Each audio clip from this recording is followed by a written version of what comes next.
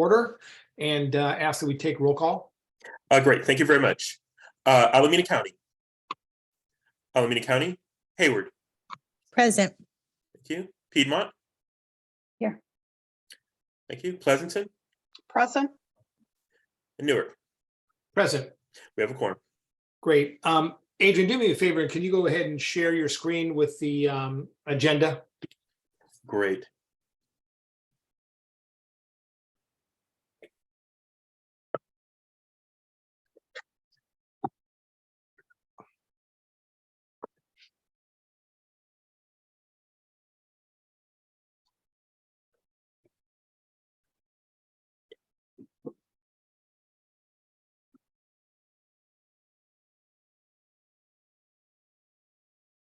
Okay, thank you. So I guess the next item on the agenda is the approval of the minutes from, so I'm sorry, let's go back. Is there anyone in the audience that would like to comment on any item that's not on the agenda today? Adrian, I'll look to you to let me know if there's anyone waiting to discuss any item not on the agenda. There are no hands raised for public comment. Thank you. Item 3 is the approval of minutes of September 16th. Can I get a motion to approve those minutes? So moved, Kavanaugh. Thank you. Second, Darren. Thank you. Roll call on that, please. Thank you. Alameda County. Hayward. Aye. Piedmont. Aye. Pleasanton. Aye. Newark. Aye. Thank you very The much. minutes are approved. I appreciate it. Item 4 is budget to actuals. This is an informational item. I'll turn it over to Howard. So I'll be presenting on this. Great, thank you. Yeah, no problem. So, after, as usual, with at the end of our audit, we then present relative performance of how our budget did to the actual performance for the fiscal year. EBC's fiscal year, runs from July 1 to June 30th of the following calendar year. Adrian, if we could go to the next slide, please. Thanks.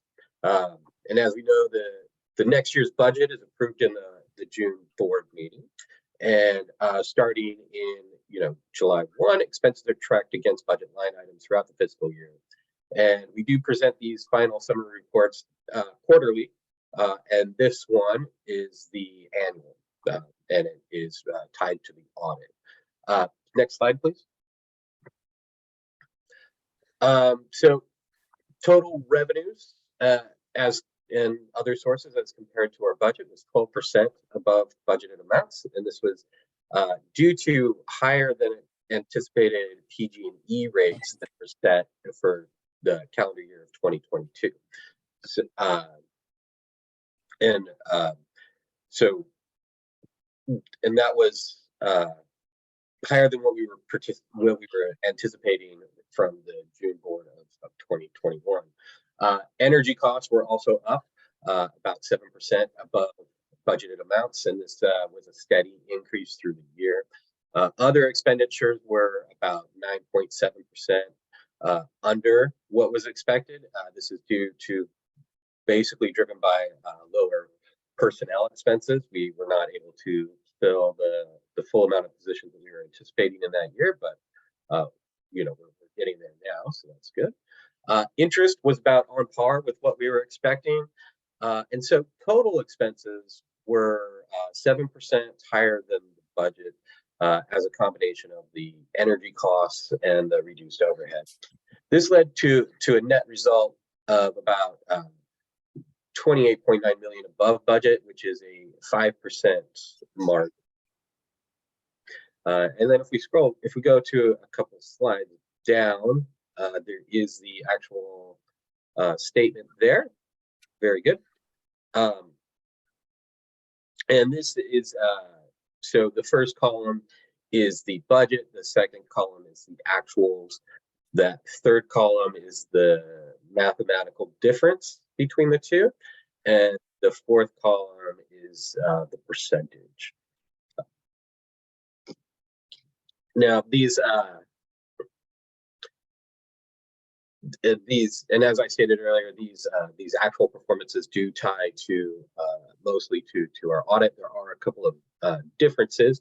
One being that the local development transfer is not a how do we say it, a gap transfer, so that would not be represented in the audit, but it does go to the local development fund balance.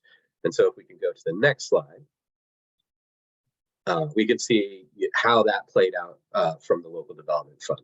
So in the beginning of the year, the fund balance was about 10.5 million down there at the bottom of that first column. Or sorry, my mistake. That was at the end of the year. The beginning of the year was at 8.85 million. That was the budgeted amount. And then because we set that budget before the end of the fiscal year, there was some variance. And so our actual starting was about 10 million. So we were a little bit short on spending that we were expecting. But then that does carry through. And you can see that there are, there were about 2.4 million in programmatic expenses through the year. And so that with that capital transfer, the ending fund balance then is about 17. So starting on July 1, 2022, the local development fund balance is starting at 17.8 million, right around there. Any questions? Any questions, board members? The only question I have, Jason, you mentioned that the savings on expenditure side as a result of, I would imagine, vacancies within the organization. At the time that this report was drafted, how many vacancies existed and how many currently exist in the organization? So, right. So I believe that we were targeting 46 or 48. I don't remember exactly what the right number was for the last fiscal year, but it was like around there. We are now at 50. So we have filled in those back vacancies, but that came kind of late in the year, and we're now filling for the current fiscal year's vacancies. Yeah. Okay. I would just one clarification on that. We're currently at around 60 people, not 50 Oh, people. okay. So the current year that we're in fiscal year, we have additional headcount, and I'm ballparking was about 15 people or so that we were planning to add, and so we've added a number of those folks.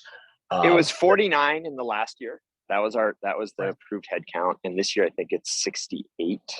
Yeah. And the one thing I would just note is I don't think we have significant vacancies as much as we end up hiring later than we anticipate hiring. So we may budget them for a half year or even a full year in some cases. And it takes, as we all know, the labor market's tough. And so it may take an extra 3 months or even 6 months to hire somebody. So fortunately, we don't have holes per se, but we've delayed some of that hiring, and that has resulted in some cost savings technically. And would you say, Howard, your staffing is where you want it to be at the present time, understanding that it's always one of those fluid items? Yeah, I think so. I mean, as I noted, the labor market is tough, as we all know. As I think COVID has added to that challenge, where a lot of folks want to be remote, and obviously inflationary challenges, a lot of various reasons. And I would say the HR related resources that we've brought on, our head of HR, Trevor, he's brought in some additional folks, and we've worked with the recruiting firm, which we had identified in the budget process, has really allowed us to sort of accelerate some of the hiring that we wanted to do. So I think we're in pretty good standing right now on filling the roles that we want to fill for this particular budget year, not the one obviously we're speaking to, presenting on here, but in this new budget year, I think we're doing pretty well. Thank you. Adrian, is there anybody in the public that would like to speak to this item? There are no hands raised for public comment. Great. Any final comments from any of my colleagues? Yes, Kathy. Actually, I think Elisa was ahead of me if she wants to. I don't see your hand. Sorry about that. Oh, Oh, well, it's I'll just okay, go ahead Kathy. and Yeah, go ahead. Go ahead. I just have a couple questions on the local control money. So we're carrying forward $17 million. That seems like a pretty healthy amount versus spending it. And I was wondering why it's, it's that much money. Yeah, maybe I can comment on that. From the, from a number of years ago, we had structured the local development related funds differently than other operational expenses. And I think that was for a couple of reasons. One is if we earmarked some funds towards local development and we were delayed in spending some of that, we wanted to ensure that we continued to set aside those funds so that we were contributing that to local programs, which our board and our community has identified as such a high priority for us. So even if we were unable to get that out, we still wanted to make sure that that didn't mean we weren't spending it. We were still continuing to plan to invest that. And then the other is, in many cases, we're not actually, I would say, behind on spending per se. It's that we've earmarked funds, but there are a number of years in the future that we actually spend that money. So we may have a deployment of a program where funding doesn't actually go out the door day one, but it's anticipated with a program, and therefore we want to make sure we sort of set it aside so that as we issue those funds through various rebates or loans or things like that, that they're still available to do that in future years. Okay, and then the current budget, am I remembering right? We have about 20 million budgeted for the local control. That is So, correct. I mean, that's 30, I'm sorry. Yes, correct. So that's like $37 million. I mean, are we gonna draw that down over the course of the year?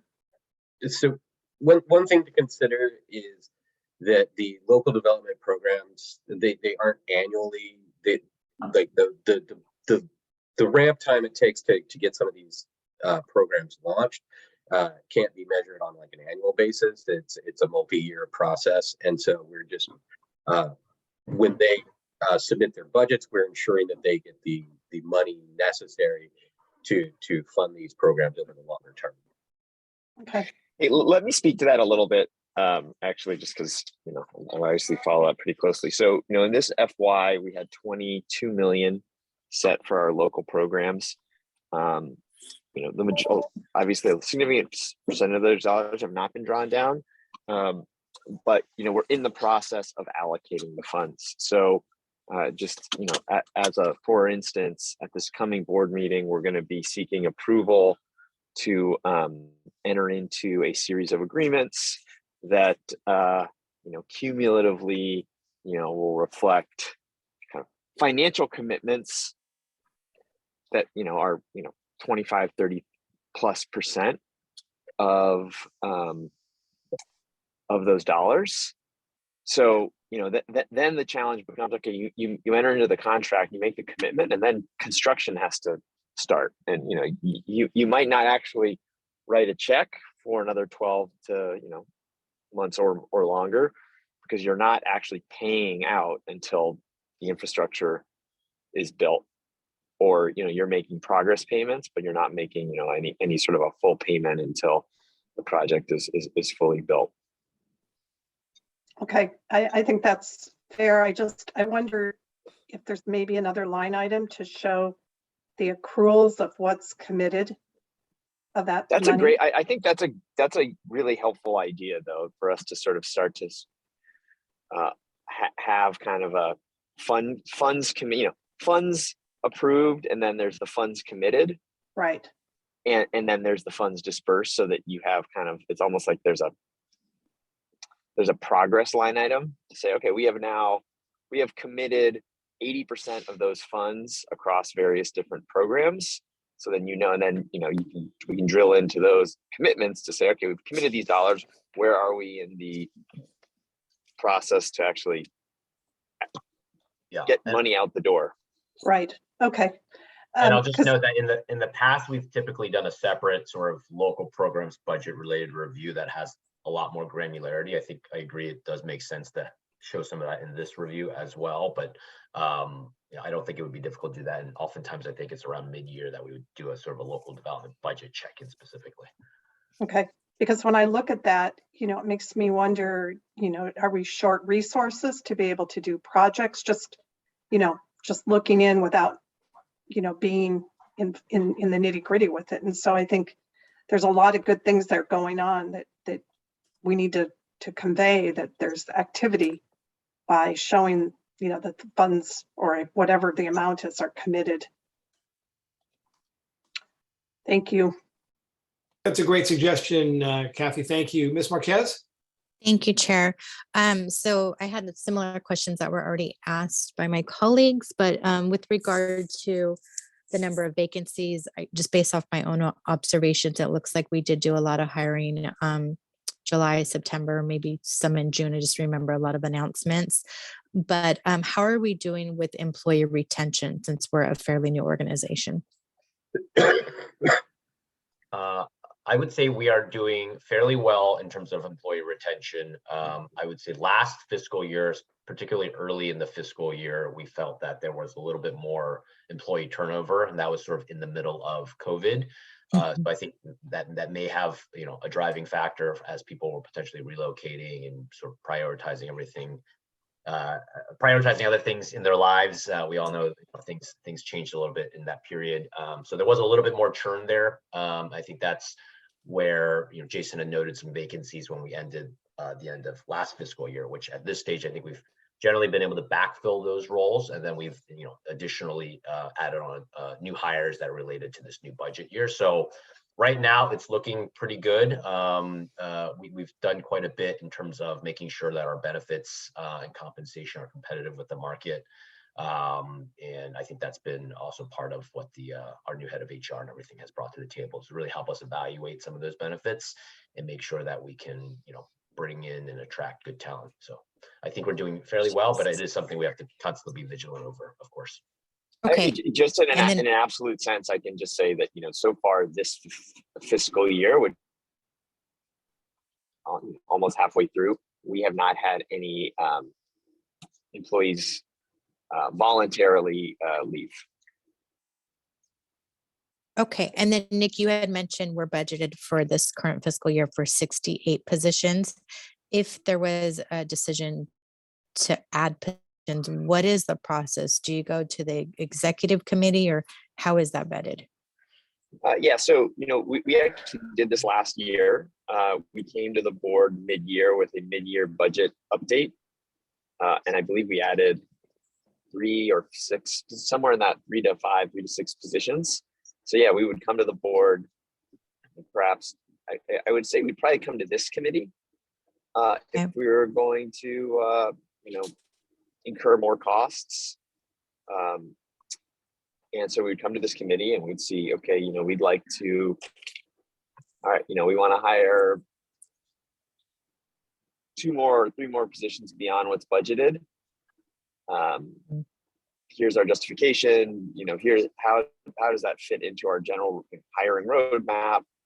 And then we would get feedback here, and then we would likely bring that to the full board for consideration.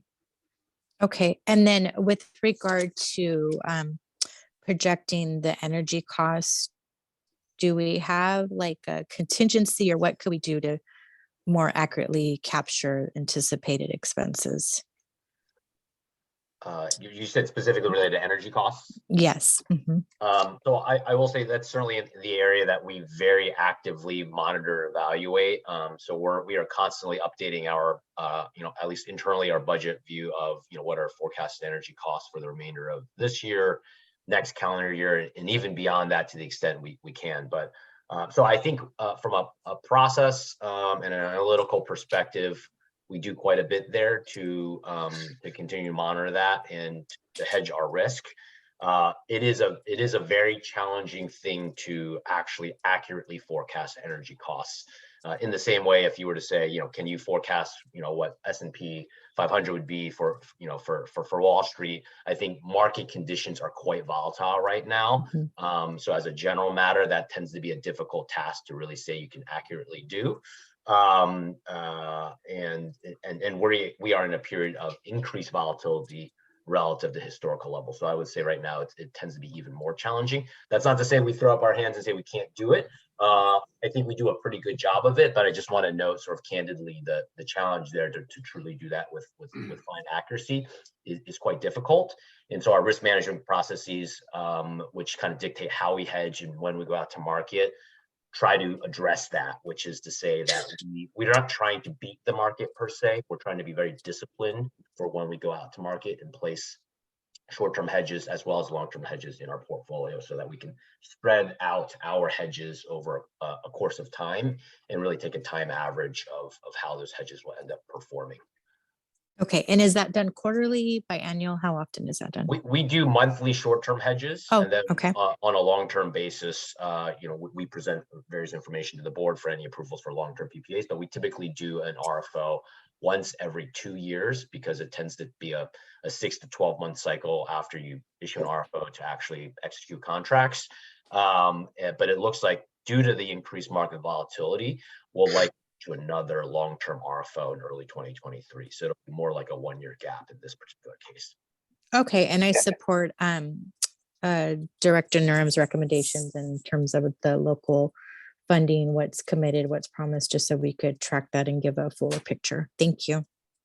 The only other comment I'll share is on a monthly basis, Jason prepares for management a forward view kind of what our budget is likely to be.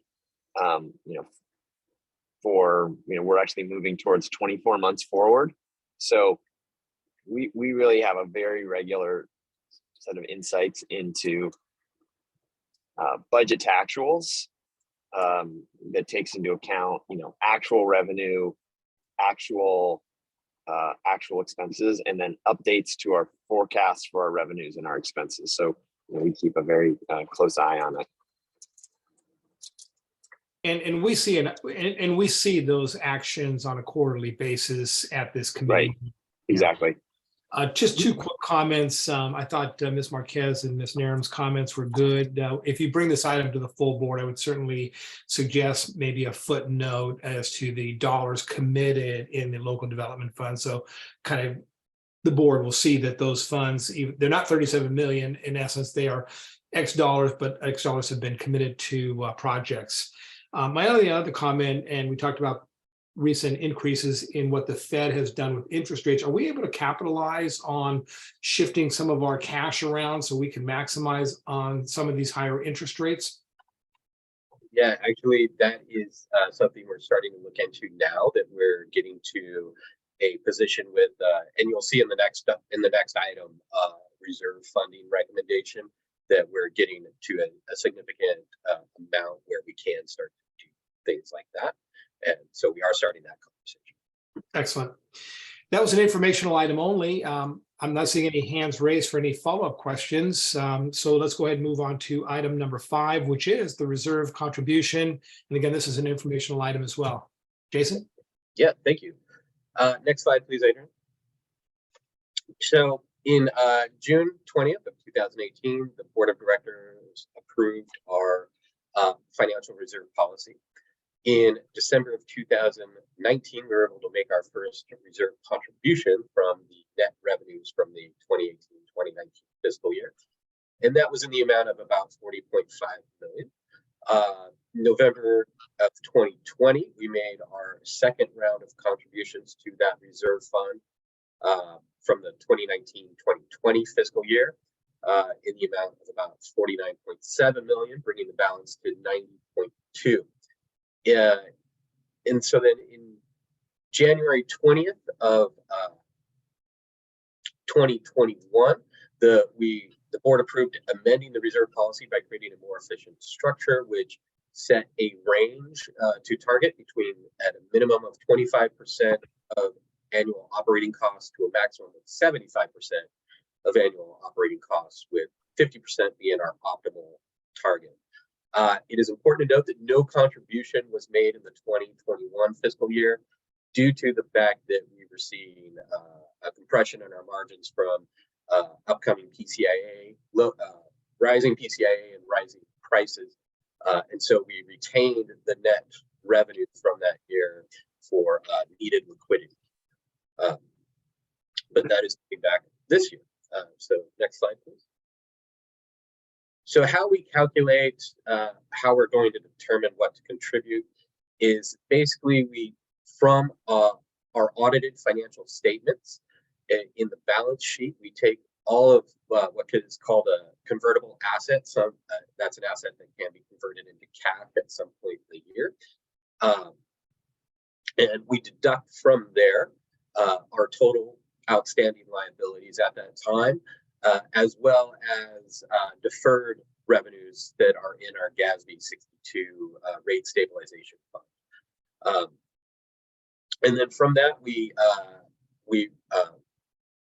make sure that local development retains their approved funding. So we deduct that from that balance, as well as the current reserve balance. And that gets us basically to line F right there, which is the unrestricted funds available to contribute to reserves. We do look forward based on our models to see if we have any, if there's going to be a need for any of that to be used for working capital during the year.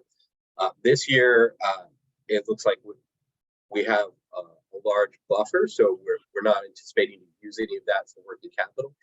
So then we have what remains of that to be out of our net revenues for the last fiscal year, or our net position of what we can contribute to the reserve fund. And if we contribute this 65.7 million to our reserve, our new balance would then be about 155.9. Now, good news here. For the first time, that puts us above our minimum target at about 27.7% of our current budget operating expenses. Now, obviously, we still have a ways to go to hit to our optimal target of 50%, but this, I think is a good milestone for reaching these goals. Next slide. Oh, I think that's it. Okay. Yep. So after the slide after this, Adrian, if you want to scroll down, is followed with a couple slides after this is our updated reserve policy for your review. Any questions at this time? Just to double check, Jason, this is an informational item. You're not asking the committee at this point to recommend or affirm any additional dollars to the reserve fund? Yeah, that is correct. So this will be an action item on the board. The board will need to vote to approve this transfer. At that time, the board can make suggestions, but we are definitely open to hearing any thoughts or suggestions or concerns that this committee has at this time. Great. Thank you. Kathy, before I get to you, let me ask Adrian if there's any members of the public that would like to speak to this item. There are no hands raised for public comment. Great. Kathy, go ahead. Thank you. Well, I'm in full agreement with putting all that money into the reserve, and I would suggest that this committee recommend to the full board that that money all be put in there. My fear is that, it's a significant amount of money, and I think there's always the temptation to spend it on various things, particularly related to the local control or local development funding. And I think we've got to take as a board a long view and get the reserve up to at least our target of 50%. And this gets us a long way there. And I think we just have to bite the bullet, so to speak, and do it. And I would suggest that we recommend to the board this to try to really emphasize the importance of this. Thank you, Kathy. Ms. Marquez? Thank you, Chair. So I just have a question with regard to the 50% allocation in reserves, the goal. Is that common with other CCAs? Yeah. Does staff know? Yeah, that's the best practice. Question. Yes, that's a very good question. And I probably should have mentioned it, previously, that when we made the recommendation to amend the reserve policy in 2021, that was after an extensive survey of other CCA's reserve policies. And so it does kind of conform with the industry standards there. And what was the optimum rate prior to the amendment? Well, 25, 30%. Do you remember what that figure was? Yeah, so the structure that was before was actually quite complicated. It had 4 different reserve buckets that were to be Okay. allocated to different things, and but they had individual targets, and there was a waterfall for contributions. This the amended policy really simplified that and kind of helped us get better control on hitting Okay. our anticipated target of 50%. And is it that high just because of the newness and uniqueness of this type of organization? Because I'm comparing to municipalities, which are typically 20%. So if you could just elaborate on that. Yeah, so there's a couple of reasons for this. I'll mention a few. I'm sure Howard and will have some comments here. So one of which is that there is a lot of volatility in energy prices, as discussed earlier. So having a large reserve can help weather kind of more tough situations, longer term tough years or whatever. And also for our credit rating purposes, the 50% target was kind of a floor from their perspective. And so at least in terms of like where they wanted to see us go. With that, I'll turn it over to Nick or Howard if they have more comments. Yeah, I would just echo some of that. We did do a fairly comprehensive survey of other CCAs and what the various reserve policies were that they had put in place, and felt that it was both fiscally prudent and consistent with them in terms of identifying a 50% target with a band for some flexibility to operate of minimum of 25% and a maximum of 75%. Obviously, that's something that we can always revisit with the board, but at the time that we made that adjustment, we felt that was both prudent to set that band, but also, as Jason noted, really simplified our prior reserve policy, which was quite a different structure, done for good reason, I think, in our initial days, because we wanted to prioritize certain dollars going to various areas such as local development versus credit related reserve. But after establishing what was a stronger balance sheet, we felt like it was better served to simplify that, both for our purposes of management, but also simplifying it for our credit rating agencies to really better understand, because that was an unusual structure that they typically did not see. So we wanted to make that reserve policy change prior to getting our formal credit rating evaluation. Why does that differ perhaps from other municipalities having other reserve policies? I can't speak to that. Our survey was really more focused on energy entities and CCAs as opposed to municipal entities. But I would imagine, as Jason noted, as an entity that's dealing in the energy markets, and as I noted earlier, we do see quite a bit of price volatility. Right now, we're seeing CAISO energy prices, just as sort of a reference point for you, in the $80 range, which obviously has quite a bit of variation throughout the year, but on average around $80 per megawatt hour. Historically, we've seen that over the last 10 years closer to about $40 a megawatt hour. So that type of volatility is what we want to make sure that we're able to manage from a working capital perspective. And we see that seasonally, we definitely have various working capital needs. Last year, just as an example, we pushes towards levels closer to our reserve balance. So that's sort of to speak to that. I think one of the fundamental differences between a CCA and, say, a local government too is the lack of certainty associated with our revenue. So, because our customers at any point in time can choose to opt to PG&E, it is a kind of I think there's a view, I don't necessarily know that I agree with it, but the view is that we have a higher credit risk, whereas a city with a tax base, certainly businesses can move, or residents can move, but there's just a higher switching cost. If you own a home, you're like, well, I don't like the taxes in my town, somewhere else. Well, you got to sell your house, buy a new house. Okay, so that switching cost creates, I think, a general barrier, whereas we have no effective switching costs. I mean, anytime a customer can just go on our website and say, I want to go to PG&E. So that perception of higher credit risk is one of the reasons why we're CCAs are generally viewed as needing to have higher reserves. Okay, that makes sense. I appreciate the comprehensive response. Thank you. Just a couple comments. One, I agree with Ms. Narum in terms of certainly I'd like to see this committee go ahead and make a recommendation to the full board that we support staff's recommendation.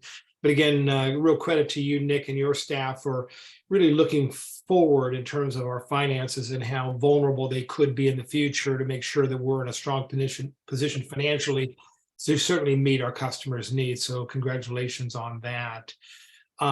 In putting the money in reserves, if we ever as a board need to dip, or you as a staff need to dip into the reserves, do you then bring that information back to the board on a monthly basis if that should occur? What happens if we need to dip into those reserves?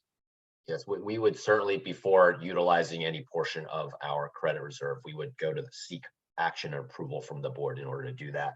I don't know that we would do it on a monthly basis. I think that would just depend on the scenario for which we felt that we needed it, but we would obviously plan to come to the board prior to actually utilizing it to seek that approval, and most likely set a forecast forward for how long and how much we would need from that to ensure that we had the adequate liquidity to meet any of our expenses.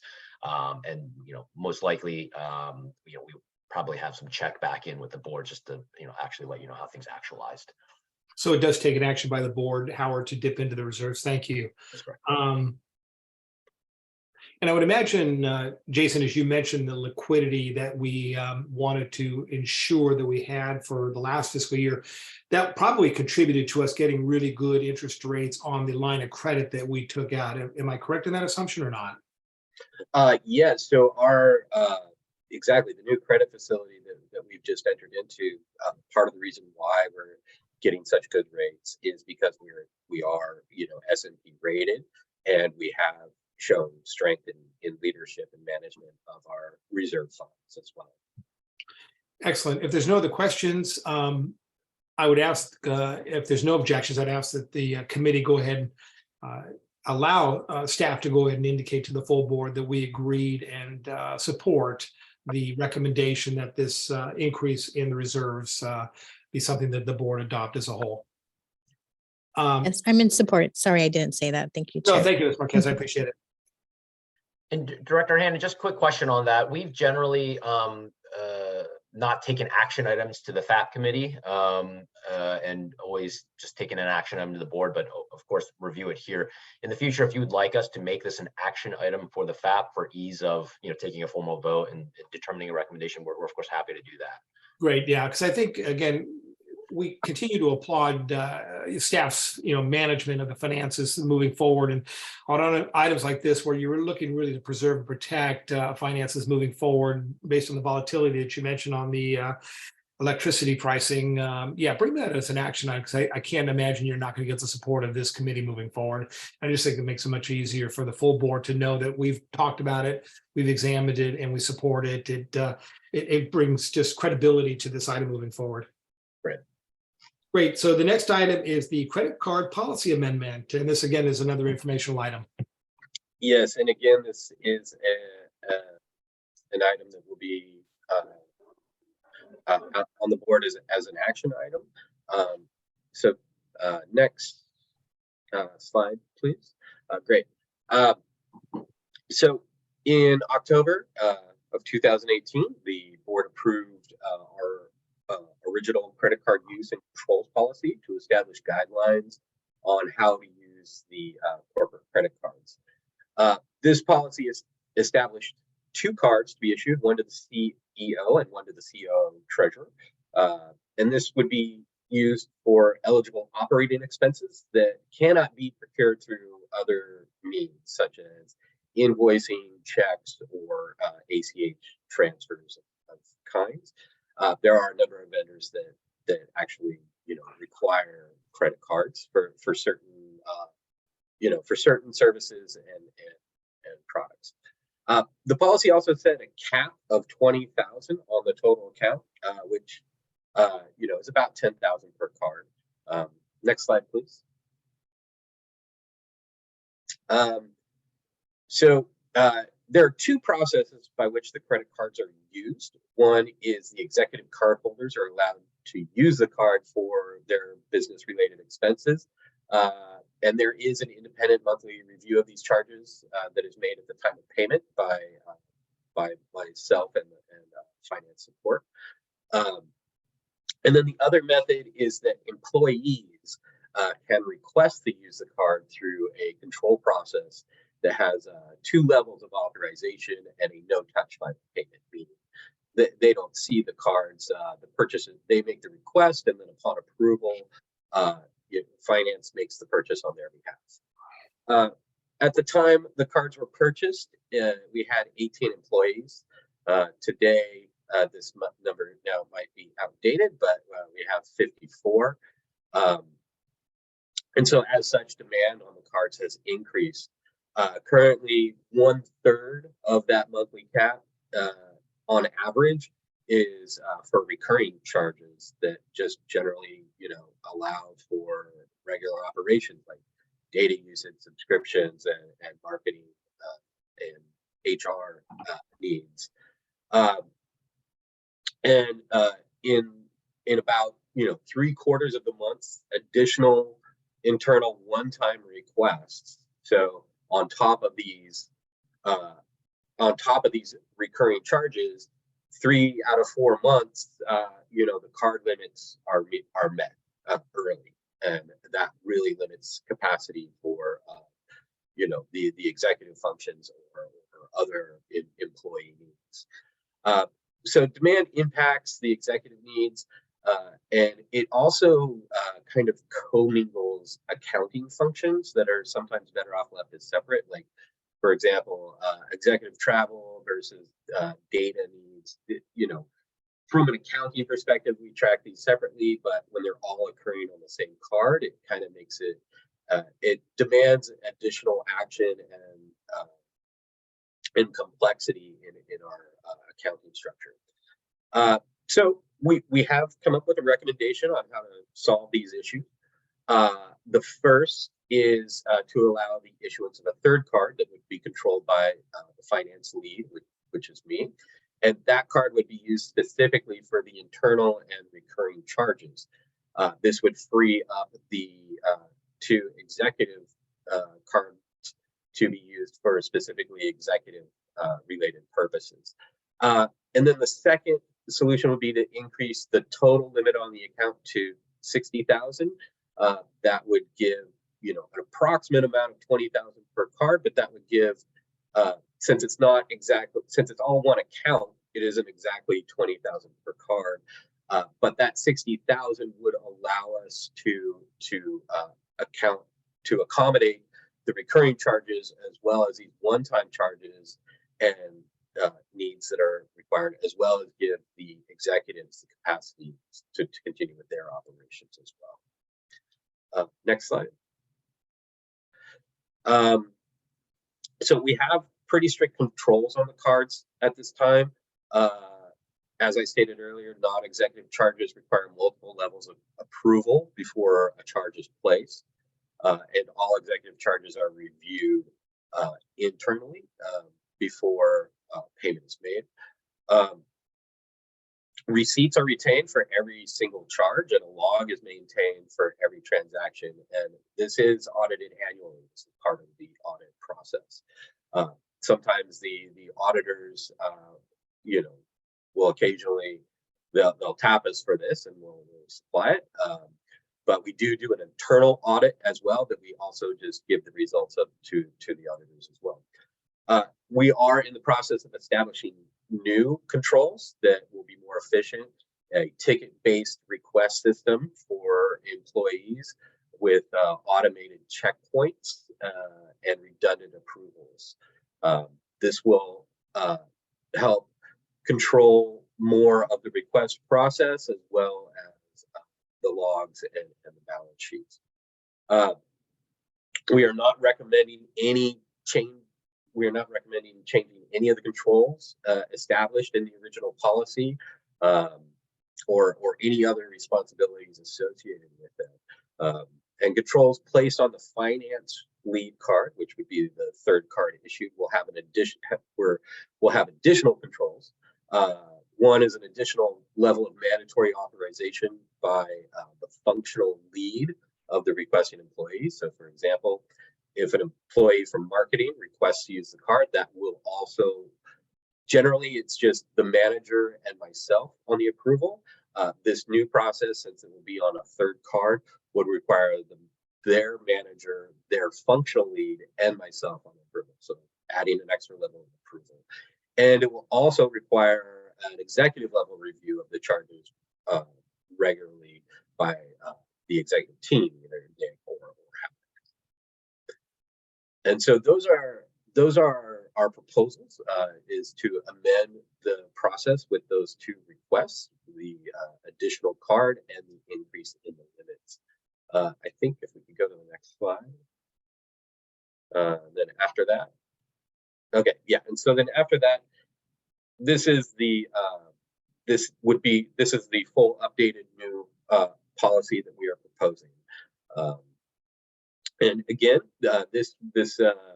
we are coming to the board. This would be a consent or action item, and also we are looking for input and advice and any recommendations from this committee on this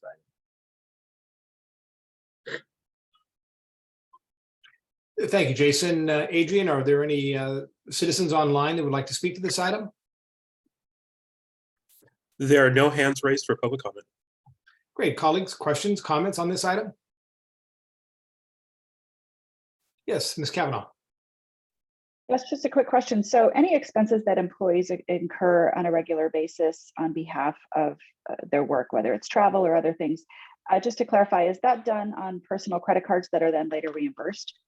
That is correct. The use of the credit cards by policy is a last resort effort. And we encourage, first to do by invoicing or some sort of regular payment system. Then we encourage them to, use their own cards for which they can submit an expense report. Now, obviously, for some employees, if it's a very large travel cost, then we do allow, but that requires an extra level of review and approval by Howard before those charges are. Yeah, I guess what I'm getting at there is I'm just sensitive to the burden we're placing on employees. Having done this myself many times, registrations for conferences or other things, the registration or hotel expenses might be incurred months, or airfare, for example, might be incurred months before the actual event takes place. So I just want to make sure that with this policy, in terms of, I appreciate the tight fiscal controls, which are important, but I also am interested to know, given that this is last resort, I know in our city, for example, there are some expenses that our city clerk could be processing on behalf of folks who would be having legitimate travel to reduce that burden that are placed on the individual. So I'm just interested to understand that, because I just want to make sure that reimbursement makes sense, but it certainly puts the burden of carrying that credit and the processing on behalf of the employees, which seems both inefficient and may not, to your point, may be an undue burden. Yeah, no, those are concerns that we are sensitive to. We do have a pretty rapid reimbursement process. It takes usually about 2 weeks for the expense report approval process. So once, if an employee makes a purchase for airfare or conference or whatever, they can submit their expense reports, and we generally get it back to them within 2 weeks. But if they can come and say, like, hey, this is going to be a bit of a financial situation for me, then in which case, yes, we do allow it to be on the company card, and of course that does require additional level of approval. It is an option that we do make available, because we don't want our employees to feel burdened by doing our work.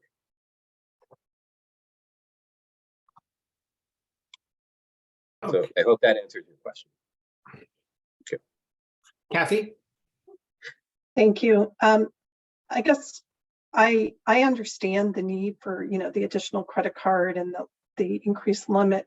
And I think you touched on this, Jason, but I just wonder if it wouldn't be a good opportunity to make sure and have our auditors just review what we're doing, because, this is the one area where you hear of things getting away, either intentionally or unintentionally. And it just seems like it might be a good time to, really have a set of eyes independent of the organization on the policies and things that we're looking to do.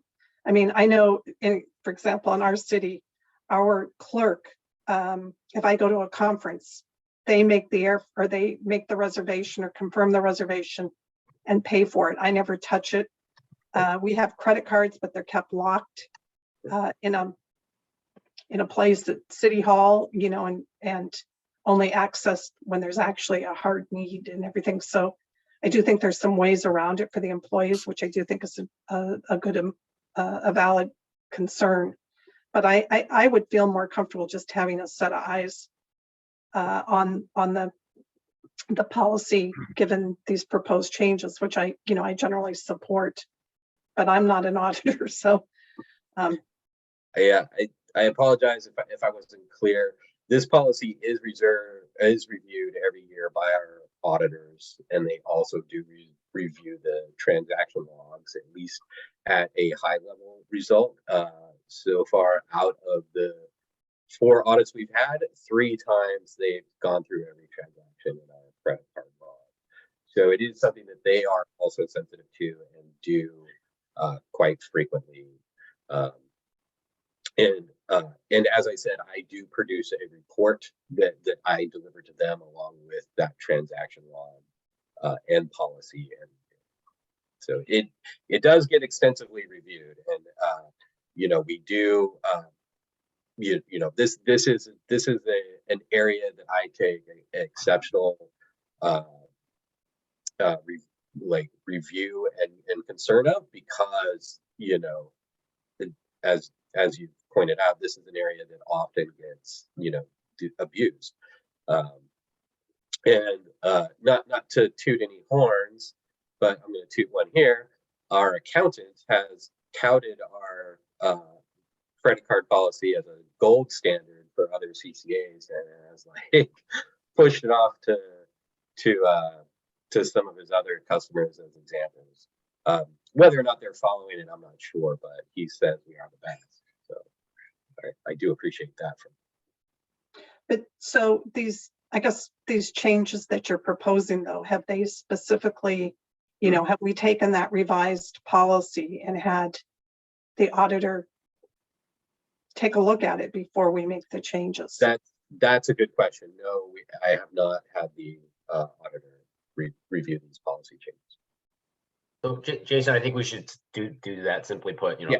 let's put it in front of the auditor, see if they have any concerns. I know in the past they generally don't comment too much on giving us advice to change our processes, but rather look at ensuring that transactions comply with the policy. But obviously they see a lot of policies, so I think it's absolutely just a good best practice to get their eyes on it and make sure that they don't feel like this is out of market or anything like that. So yeah, and this is the right time to do it, since we've just gone through the process with them. So excellent recommendation. Thank you. We will do that. Well, I'm going to be a little bit more blunt than Ms. Narum has been. Having worked in government, credit cards have been the bane of many municipal governments, and we've all read those stories in the past about intentional and or unintentional abuses of credit cards. And I certainly support the usage of them because they're convenient, but knowing, Jason, that you're going to be kind of the gatekeeper on this, I'm comforted with that. I would like to have seen in the report, and I'm not going to ask for any delays in this, if you're going from 10,000 to 20,000, I'd like to have seen like a historical breakdown of the actual usage and the expenses every month, and whether or not a $10,000 to $20,000 increase was warranted. But I'm certainly going to rely on your comments that that's something that's necessary for the organization. You would agree with that? Yeah, thank you. And so I put it, perhaps inaccurately as a dollar amount per card. It's really a dollar amount for the account because it's all one single account. It just has 2 cards associated with it. Our average, as I was trying to express, one of the items is that 3 out of 4 months we hit that $20,000 cap like 2 weeks in. And so we still have you know, the rest of the month where there's demand and we have to occasionally, you know, like deny people that no, you're going to have to expense report this. And so I would say that, you know, on average, you know, we've looked at the numbers where, you know, our total related expenses, as best as we could estimate, is probably more around 30,000 on the account. And so the recommendation is 60 is just to give buffer for, you know, to allow the flexibility to continue with operations and make, you know, oftentimes there are requests for large purchases of like, you know, 4,000 or 5,000 for, you know, marketing items for promotional moment, or there was, you know, during the PSPS power shutoffs, we ran an incentive program of giving, you know, $5 gift cards to people who would you know, voluntarily reduce usage.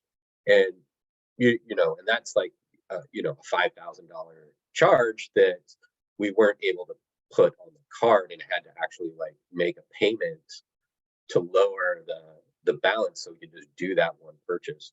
And so requesting the higher you know, the $60,000 amount would kind of liberate us from those constraints and allow us to still do the functionality. But yeah, I do agree with your point in that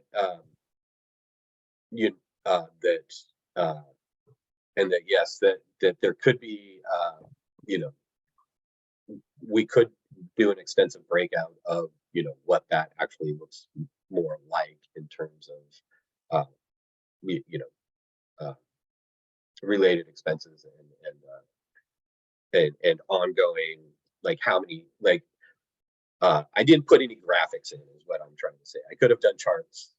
I apologize. And I'm not suggesting that you do that when this comes to the full board. I suggest simply that you make some just brief representation that we've seen a significant increase in the use of the cards and the need for an increase. And I think that would be fine. Does your policy kind of indicate that the use of a credit card really kind of should be the last resort in terms of how payments are processed? In other words, you would encourage, you know, invoicing and things of that nature as a primary and kind of the credit card, because typically credit cards are used because it's kind of an immediate issue that needs to be taken care of. Does your policy kind of reflect that?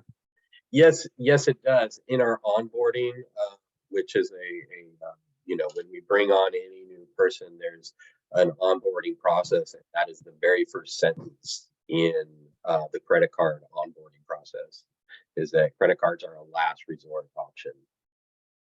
And I also agreed with Ms. Kavanaugh's comment that, you know, placing an unnecessary burden on employees, we should try not to have that occur. When I was in government, if we had a trip planned for an employee to do whatever the case may be, the employee was able to bring forward, here's my itinerary, the plane, the hotel, and everything else. And then the account clerk or whomever it was at that time, you know, processed all that through the city's credit card. I would imagine that that mechanism is available for staff currently. Is that correct? That is correct. It is a non-touch process. The employees, when they make a request, they never see the credit card. They don't, like, it's they submit a request, it's then gets approved by their manager, and then, you know, either myself or someone in finance will then complete the transaction on their behalf. So really only 3 people have access to the card numbers, and those people are, you know, within you know, this is part of their designated role. So I would certainly encourage that be made available to employees versus having them use their own personal credit cards and wait for reimbursement. I would certainly encourage staff, be suggested, if you're going to do this and you know about it in advance, you know, go ahead and give me the itinerary and whatever the expenses may be associated with that, and we'll go ahead and put it on the credit card here. Who's going to independently investigate the CEO and the COO to ensure compliance with the policy? No disrespect to those folks, of course. Generally, it's me. Good luck.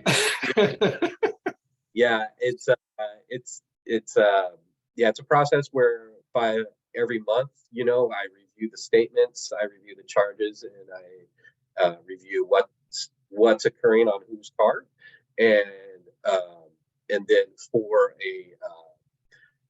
and then payment is made. Receipts are collected on all charges. We have a 100% receipt retention policy. So we have met that consistently. I would also add that in the sort of overall controls process, so I technically review Nick's transactions via the approval of the American Express payment itself. And then, as Jason noted, he is of course reviewing these on a monthly basis, but our accountant Mar also reviews these. So it's sort of two sources on a regular basis. And then at the end of the year, our auditor has made it a point to review transactions in fairly in pretty significant detail as well. So I think those are some additional checks in place. I think it's a very valid point that, if we wanted to be irresponsible with them, are there ways for us to do that? And I think the answer is there are controls in place where I myself, or Nick at the sort of very top of our organization still has eyes and verification to ensure that, expenses are not being made inappropriately. Yeah. And I will just note, I don't recall, I don't think members of this committee were part of EBC at the very beginning, but when we initially approved the credit cards, in 2018, I think is what Jason noted, this was a pretty heavily scrutinized approval as well. We certainly understand and appreciate in the public sector in particular, this is an area that needs and should require some pretty tight controls. And I think that's one of the reasons why, we're almost 5 years in at this stage and really running into daily limits, monthly limits that is somewhat hindering ourselves operationally before we have elected to try to amend this policy. So I do think it is appropriate, at least from my standpoint, and I take my responsibility as treasurer pretty seriously. And we had contemplated a few, different approaches. For example, not having Jason have that card, but having that remain with Nick or my account. We actually felt this was a better control approach, is to actually have it under a separate name so that we can ensure that transactions and invoices are separated and not mixed with perhaps mine or Nick's expenses. In this instance now, charges that are made on my credit card truly are my individual professional expenses, and likewise with Nick, which are generally sort of meetings and traveling based. And having a separate credit card under Jason really captures all of the organizational expenses. That helps us manage that process a little bit more tightly. And as I mentioned in my last comment on the last item, I have full faith in the management and the finance in this organization. But having worked in government, I've seen, folks trip over this issue time and time again. And I would certainly hate to see that happen in this particular case. Are there any residual benefits to having a credit line this big in terms of things that come back to the organization? We oftentimes hear of benefits having credit cards. What happens in that particular case? So all benefits or rewards that are earned by the cards are property of the organization and do not belong to any one individual. We do have a rewards program that does pay like somewhere around 1.2% back on related charges, and that does give benefits for travel related expenses, and I believe also certain local purchases and whatnot. Okay. But that will be managed. But that is kind of managed as part of the process. All right. Well, thank you for bringing this forward to us. Again, I support the recommendations that are set forward, and full faith that this won't ever become an issue that we'll be reading on page 1 of the Mercury News or any other any other newspaper. If there's no other comments, I think we're at a point now where committee members and staff announcements, including request to place items on future agenda items. Let me ask staff, are there any last comments that you have before I open up to my colleagues to see if there's any items that they want to add to future agenda items? Seeing none, when is our next meeting? Just so I can kind of earmark that for my calendar. Adrian, do you have a date in mind for our next meeting? We have not set the date for the next meeting at this time. It's to be determined. Okay, and I would imagine there's maybe some members, sorry, Kathy, of the this committee, and I think Jen as well, that may be leaving us sooner Yes. than later. Oh, not you, Jen. I'm sorry, Jen. Because of term limit situations, are we looking then to reach out to the board to see if we can get other members of the board to join this committee? Yeah, I think typically we would wait until the new board is established and then ensure that we, fill the committee as necessary. And we typically don't set the schedule until the sort of towards the end of the year for the new calendar year. So we're right at that time where we sort of need to do that. Normally, though, we have this meeting every 2 months. And so that does give us a little buffer into January, letting the board get established. And I would anticipate our first meeting would probably be in February. Okay, But perfect. we can, of course, take guidance from the committee now if we. No, want. I think February would be fine. Give folks an opportunity to kind of get acclimated to the EBCE board, et cetera, et cetera. Of course, I'm assuming I win I'm assuming I win my election on Tuesday, so I may not be here either. So we'll see. Colleagues, any items that you'd like to see placed on the future agenda? I think the staff does a good job of bringing these items forward in a timely manner, and we certainly appreciate that. If there's no last minute comments, I'm going to go ahead and adjourn the meeting and thank everybody for their participation. Have a great weekend. Thank you, everyone. Bye-bye. Thank you. Thank you.